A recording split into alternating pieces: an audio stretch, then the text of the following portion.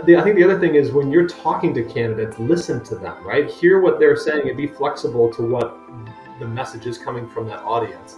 Um, because they'll tell you pretty clearly if you're fishing with dynamite or if you're fishing with worms. They're going to tell you pretty quickly if it's worth them to come to your company.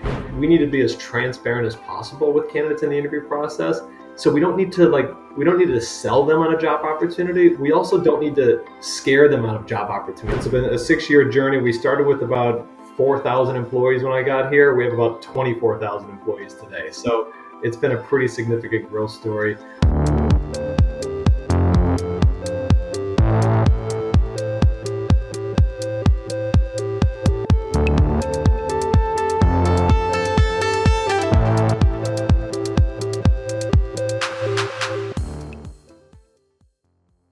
We are here with David Stella, Senior Director of Talent Acquisition for Align Technology, a global medical device company that is changing lives through better smiles. And I bet many of you have been impacted by the company personally, with Invisalign being one of their most recognized products.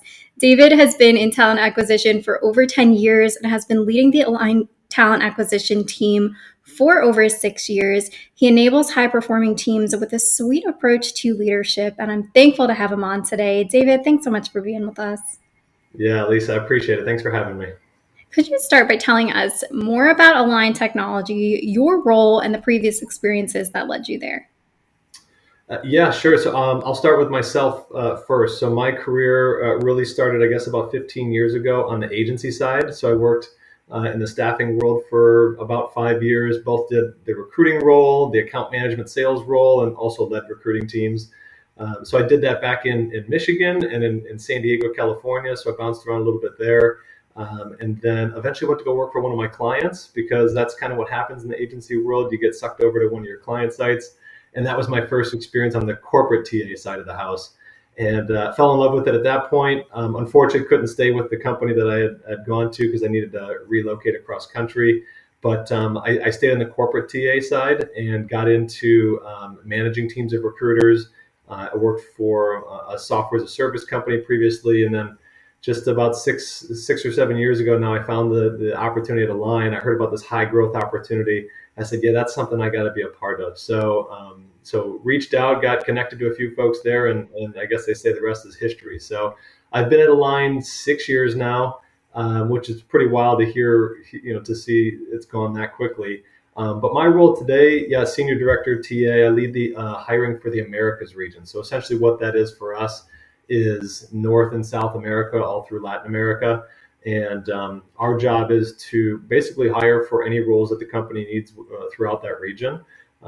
So we have TA teams across the U.S., Canada, Mexico, and then a pretty good sized team in Sao Paulo, Brazil as well. So a couple fun facts. It's been a 6-year journey. We started with about 4,000 employees when I got here. We have about 24,000 employees today. So it's been a pretty significant growth story. Let's see. Other than that, yeah, like as you mentioned, most people don't know the name Align Technology, but when you say Invisalign, people say, "Oh, I know what Invisalign is," and all of a sudden the light bulb goes off and says, "That's one of our products, right? That's not our company, but that's one of our big products." But Lisa, let me say this. So this is actually a good opportunity for me to throw out my disclaimer that on today's call, I'll actually be giving thoughts and opinions based on my own personal experience, and not speaking on behalf of Align. So I've got to do my due diligence and throw that out there. Sure. Now, David, you guys have increased the hiring output. You guys have grown a lot. You've been a part of a lot of transitions for companies. With that type of increase, obviously comes a lot of traffic for TA teams and a need to streamline process. What guiding frameworks, values, and methods do you define as a good candidate experience?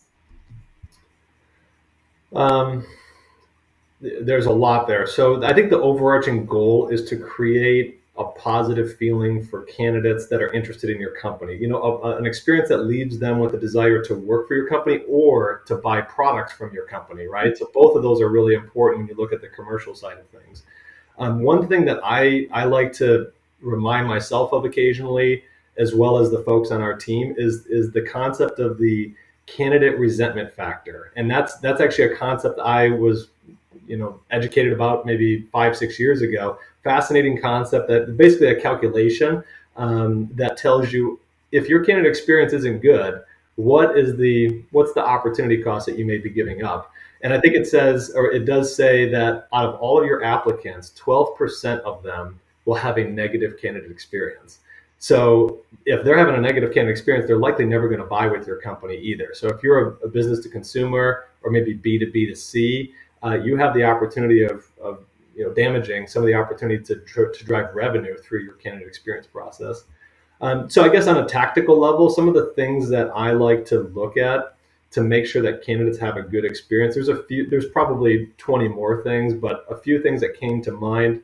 One, the candidate aging, right? How long are those candidates sitting in the new status? So they apply, they just sit there, they go into the black hole. How long until your TA partner gets back to them? So we want to make that as quick as possible. Our goal here is less than 7 days. So that's something that we really focus on. There's also the time to hire, which is not the same as time to fill, right? Time to fill is like a hiring manager experience. How fast did you get their rec filled? A time to hire KPI is more about the candidate's experience, right? So how long did they take to go from application to offer acceptance? And I don't know if there's an exact like perfect number of days for that. I like to think if we're less than 3 weeks, right, under 20 days, that's a pretty good candidate experience for the most part. In some industries, that's really, really low. Some would be really, really fast. But I think those are important things. And then, of course, you've got to have some kind of feedback mechanism to get from candidates, right? You give them a survey, whether that's during the interview process or post interview, you've got to be getting some feedback from candidates on how that process is going. And then ultimately taking action on some of that piece, those feedback pieces that they give you. So I would say those are probably the biggest things.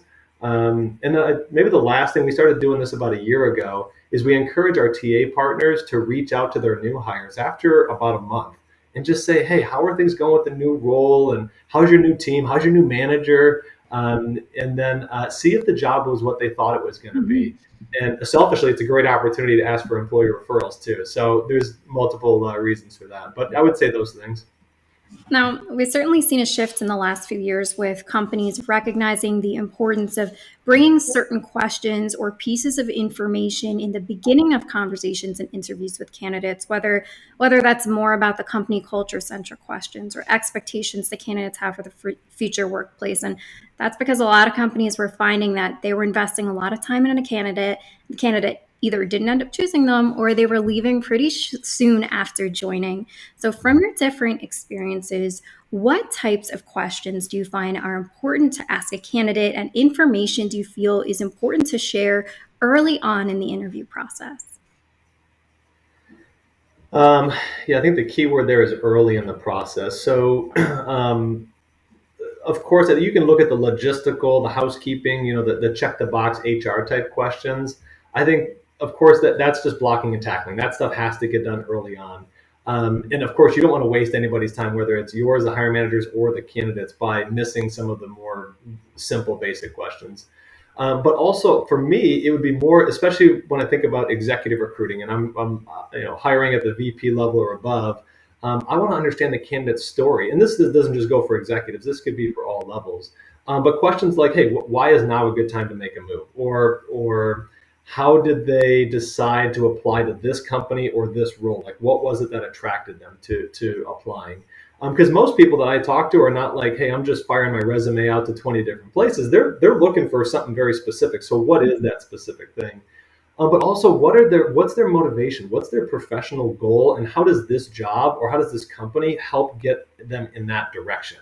If they're just aimlessly applying to jobs, then they're likely to be turned. They're likely to leave for something else in the future if it's not going exactly as they hoped. And then, of course, you want to see if there's a connection to the company mission, right? Whatever your company's mission is this person somewhat aligned to that? I'm a believer that we need to be as transparent as possible with candidates in the interview process. So we don't need to sell them on a job opportunity. We also don't need to scare them out of job opportunities, right? That's one thing I learned in the agency world is you got to either sell them on the job or you got to scare them out of the job. And I'm like, how about we just be as real as possible with them and let them make a decision for themselves? And most of the time, you don't get burned by it, but it does happen occasionally. But I'll say, I guess that's some of the questions I would wrap up with early in the interview process. So I had a really cool chat with another TA leader the other day, and she mentioned some adjustments her teams make when it comes to overseas recruiting, whether that was adjusting the type of outreach messaging based on location, or some regions that are more inclined to respond to agencies versus in-house recruiters. And I thought those were some really unique insights. I know you, David, have had obviously experience with global hiring. So what are some differences and you notice and adjustments your team needs to make in the talent acquisition process based on regional differences? Yeah, based on regional. So I think the general answer here is that 70, maybe 80% of the time, your TA processes or operations, they should be consistent globally. And but that's a very soft number. Obviously, I don't have a firm one. But you want to maintain as much of the TA process as you can because you want to create a similar experience for all of your audiences. That's every location, but also candidates as well as hiring managers. So that being said, you also need to be locally relevant. So there's that, like, maybe it's the 80-20 rule, right? So I think the phrase is globally consistent but locally relevant. So for example, culture, as you were mentioning, plays a lot into the talent attraction process. It plays a lot into the interview process. So you should make sure that when you're trying to attract that talent, you're using language and imagery that makes sense to that local market. Otherwise, you know, if you're trying to run an ad in China, but it is people that you're taking from the UK, like it's not going to translate properly, right? So people won't be as apt to believe your message. There's some other nuances outside of talent attraction. Other TA processes. One that comes to mind is compliance, right? You talk about GDPR in the European countries. Are you abiding by those requirements? Are you asking the right legal questions? Are you in the U.S. We're seeing a lot of new legislation come out about what should be on your job postings and what shouldn't be on your job postings. So, are you staying compliant with all of those processes? But are you staying locally compliant? Because each country and in some places, each state is going to be a little bit different. There's some other things I think about too. One that I'm experiencing recently is global background checks, right? Do you have one vendor that does a global background check for you? Do you have multiple regional providers that maybe are specialized in those locations? And then even you could go down the rabbit hole with the background check thing, and you could say, when do we administer this to the candidate? Do they get it in the interview process, post offer, pre offer? What questions can be asked? What history do we look into? So that's getting into the weeds a bit, I think. But the message really is globally consistent, 80% of the time, locally relevant, to smooth things and round things out a little bit, and to make sure that each of those differences in each market are appreciated. I love that. Solid summary. Now, this is one of my favorite questions because we see this happen all the time where there's a disconnect between the expectations between the hiring managers and recruitment teams. What is your advice for setting expectations between hiring managers, executive leaders, and recruitment teams? Yeah, you see that. I mean, no matter what TA environment you're in, you're going to run into this. So this is one of those much easier said than done situations, I believe. But for me, it's quality and consistent communication, and I can't emphasize those two things enough. The vast majority of issues that I see in TA are because of a breakdown in communication between those two groups. But trust me, I've talked to, I think, 1,000 recruiters and maybe 5,000 hire managers, and don't quote me on those numbers, but I'm just guessing. Trust me, nobody wants to do a bad job. Nobody wants to leave the rec open. No recruiter wants to do poor work. So it's not a matter of people wanting or aligning to the same goal. It's really about making sure that the communication method is smooth for both parties. And if that process is done well, the expectations are set at maybe the kickoff meeting or even before that, the process is naturally going to go really, really well. I think about for myself, I don't do as much hiring as maybe the TA partners on our team do, but I spend a lot of time with the executives at our company and working with those leaders, making sure that they're seeing the right type of data, they're getting the right type of recommendations or action items that they should be taking. For me, I think, how can I do this well? How can I do it regularly? And I think if you can do that consistently, you're going to be in pretty good shape. Now, we're obviously in a crazy labor market right now. What have you found are some of the most difficult roles to fill, and why do you think that is? And what's your advice for companies struggling to fill in these areas? These are great questions, by the way. These are really deep, and there's just a lot of answers you could go with. But honestly, that one I think really depends on location and talent availability in the market. So honestly, there's skill sets that in my current role, there's skill sets that we've struggled on in hiring in one location, but we're able to hire them in 10 other locations pretty easily, and then vice versa.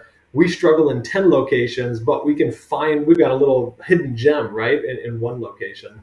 So, for example, just to put some context to it and give you maybe some real examples, I've seen my TA team at Align hire 100 sales reps. Territory managers spread across the whole country in 100 different locations, and I've seen them do that in 30 days. But I've also seen that exact same team struggle to fill one territory manager in one location in 5, 6 months. So it really, I think, does depend on talent availability and what kind of data do you have. Conversely, I would say the opposite end of that is maybe the lower volume, more technical stuff. For example, we've got some really challenging tech roles. The 3D C++ software engineers are a really challenging thing for us. You can look in the regulatory affairs, quality assurance world. There's a lot of engineering roles there that are challenging. Material science is another thing that comes to my mind that is a challenge. But we have found a few high supply, low demand areas that have been really fruitful for us. So those are some of the challenging skills that we've both struggled with and had some success with. But what I'll say in terms of advice, maybe two things. One, be very, very clear about what you're looking for. It is really incredible how well the search goes when everybody's very clear on what the profile is. And number two, be flexible to what the market is telling you, right? So maybe you're using a market intelligence tool. We use LinkedIn Talent Insights. This is not a plug for Talent Insights, but we tend to really enjoy using that product. And look at what your data is telling you. And I think the other thing is when you're talking to candidates, listen to them, right? Hear what they're saying and be flexible to what the message is coming from that audience. Because they'll tell you pretty clearly if you're fishing with dynamite or if you're fishing with worms. They're going to tell you pretty quickly if it's worth them to come to your company. So heed that advice really well. One other thing I'll recommend is use data. I'm a data nerd in the TA side. One thing I'll recommend is pull data from your past hires. So how long did it take to fill these roles? What was your source of hire? Where did these folks end up coming from? And so for us, we have a time to fill metric of 45 days. I tell my TA partners, don't sell the 45-day time to fill if your data is telling you that these C++ engineers take 80 days, right? You don't want to set the wrong expectations. So I would just say, to summarize, to be very clear about what you're looking for and then be flexible to what that market's telling you. And David, you've been in talent acquisition for over 10 years, so I'm sure you've seen plenty of shifts in the last decade. Can you tell us some of your secrets for thriving as a TA leader and some key lessons you've learned along your journey? Yeah, I don't really have secrets per se. I think they're out there, right? They're not secrets. Maybe I'll just tell you something that everybody already knows. So for me, there's a few things that I hold in really high regard, and it's not really TA related. It's more just human related. But for me, honesty and integrity is huge. I know for me personally how I operate. I'm going to perform well and I'm going to sleep well at night if I'm operating with the utmost integrity in my role. So for me, that's really around: am I open? Am I fair? Am I honest with my team? Whatever information I'm allowed to share with my team, I want to do that, and I will share that with them. But it also means I don't allow myself to avoid the uncomfortable situations. I don't allow myself to shy away from difficult conversations. And it's not always fun, but it's necessary to do this consistently. Another thing I'll say is follow through. Do what you said you were going to do, but do it better than anybody was expecting you to do it, right? There's a saying, and I try not to get obsessed about it, but there's a saying that goes, how you do anything is how you do everything. And like I said, I try not to get carried away with it, but I think it's so impactful, so important to hold that in anything that you're doing. Hey, there's no point in doing this thing unless I'm going to do it really, really well. And then the third thing I'll say is know your audience and be able to adapt your style or adjust accordingly, right? So there's people, whether it's on my team or executive leaders or hiring managers that I work with, they respond really well from my right brain, right? And then there's other people that respond better from my left brain. So I guess my message is be versatile in your capabilities, but remain authentic in the way that you deliver those messages. I have all these Davidisms at work, and my team they'll laugh if they ever hear this. But they make fun of me probably once a week because I say all these things, and they're like, "That actually makes a lot of sense," but we're going to call that a Davidism. One of these I think about, it's like driving a car, right? So if without a gas pedal, having a brake pedal is basically pointless because you're not going anywhere. Vice versa, without the brake pedal, the gas pedal is very dangerous. So make sure you can operate both really well, the left brain and the right brain. So I would say that in terms of leadership style, um, I think that, I mean, there's a whole story there, I would say, but it's a combination of a servant leader meets a situational leader for me. Um, so for servant leader, it's really, I focus myself around two things: humility, which is being focused on other people, and character is doing the right thing. And then the situational leader element is really around adjusting my style to the development of the individual on the individual task. And then as they get more developed, I start to adjust my approach. So I'd say it's a combination of those situational and servant leader styles. Last question for you, David. At Solvable, we're all about what drives purpose and meaning for people at work. So I'd love to know what drives purpose and meaning for you at your work. Um, I've got a really cheesy answer. Anyway, honestly, at this point in my career, it's become a lot less about me because I've achieved a lot of the things I set out to achieve in my career. So I'm very, very blessed in that way.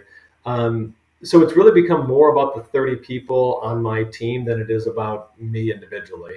And like I said, I know that sounds cheesy, but the truth is my best memories come from those exciting moments when I see somebody develop and prosper and take on something that they were like, I could never do that. I could never be that person. And now all of a sudden they are. So I'll be honest, I don't naturally have this mindset. It's something that I had to learn and kind of reprogram my brain into. But I read this book from James Hunter. It's called The Servant. It's all about servant leadership.